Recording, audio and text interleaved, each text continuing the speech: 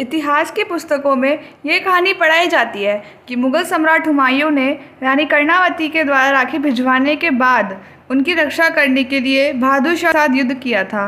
किंतु हमें संपूर्ण कहानी तथा इसके पीछे जुड़ी पूरी राजनीति के बारे में नहीं बताया जाता। आज हम आपको रानी कर्णावती के द्वारा हुमायूं को राखी भिजवाने तथा हुमायूं का बहादुर शाह के साथ युद्ध करने के संपूर्ण ऐतिहासिक कहानी का वर्णन करेंगे। रानी कर्णावती, जिन्हें कर्णावती के नाम से भी जाना जाता है, वे मेवाड़ के शासक राणा सांगा की पत्नी थी। उस समय भारत देश की भूमि पर चारों ओर से मुगलों और अफगानों का आक्रमण हो रहा था। हर तरह हिंदुओं का रक्त बहाया जा रहा था। मंदिरों व गुरुकुलों को तोड़ा जा रहा था। तब दिल्ली के नए मुगल शासक बाबर ने खानवा के युद्ध में मेवाड़ के राजा राणा सांगा को पराजित कर दिया था तथा लाखों की संख्या में हिंदुओं का कत्लेआम किया था। उसके कुछ समय पश्चात राणा सांगा की मृत्यु हो गई थी और रानी कर्मवती विधवा अर्थात रानी कर्णावती को विधवा बनाने वाले हुमायूं का पिता बाबर था। राणा सांगा व रानी के दो पुत्र थे। बड़े का नाम विक्रमादित्य था तथा छोटे का नाम उदय सिंह था। महाराज की मृत्यु के पश्चात रानी ने अपने बड़े पुत्र को उत्तराधिकारी बना दिया था। उस समय चित्तौड़ का शासन मुगलों के हाथ में ना जाने पाए, इसलिए अपने पुत्र को पूरी तरह परिपक्व होने तक महारानी ने शासन अपने हाथों में ले लिया था। उस समय अवसर पाकर गुजरात के अफगान राजा बहादुर शाह ने राजस्थान के मेवाड़ राज्य पर आक्रमण कर दिया। यह उसके लिए एक सुनहरा अवसर था, क्योंकि राणा सांगा की मृत्यु हो चुकी थी तथा विक्रमादित्य अभी अपरिपक्व तथा कमजोर राजा था, जबकि उदय सिंह अभी बहुत छोटे थे। उस समय उदय सिंह की आयु मात्र 10 से 11 वर्ष के बीच रही होगी। विक्रमादित्य एक बार पहले भी बहादुर शाह के हाथों हार चुके थे तथा उनका सेना में प्रभाव भी बहुत कम था। इसलिए मेवाड़ की सेना ने विक्रमादित्य के नेतृत्व में लड़ना अस्वीकार कर दिया। तब रानी कर्णावती ने मेवाड़ की रक्षा करने के उद्देश्य से राजनीति का सहारा लिया तथा विक्रमादित्य व उदय सिंह को राज्य से दूर बूंदी जिले में भेज दिया तथा सेना को युद्ध करने का आदेश दिया।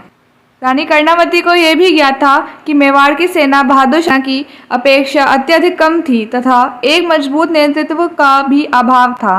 तब उन्होंने शत्रु की सहायता लेने के उद्देश्य से दिल्ली के सम्राट हुमायूं की सहायता लेने का सोचा। उस समय राखी का पर्व भी पास में था, इसलिए उन्होंने इसे एक अवसर के रूप में लिया तथा हुमायूं को राखी भिजवा दी।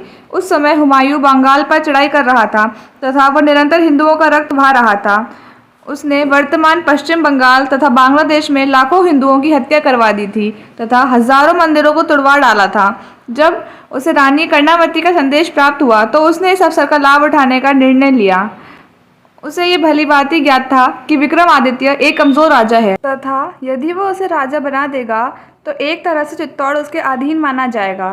साथ ही वह मेवाड़ की राजपूत राजाओं की शक्ति को भी कम करना चाहता था। इसलिए वह योजना के अनुसार मेवाड़ की ओर बढ़ा, लेकिन तय समय पर नहीं पहुंचा। हुमायूं चाहता था कि उसके आने से पूर्व ही बहादुर शाह राजपूत सेना का सफाया कर दे तथा उनकी शक्ति कमज़ोर हो जाए।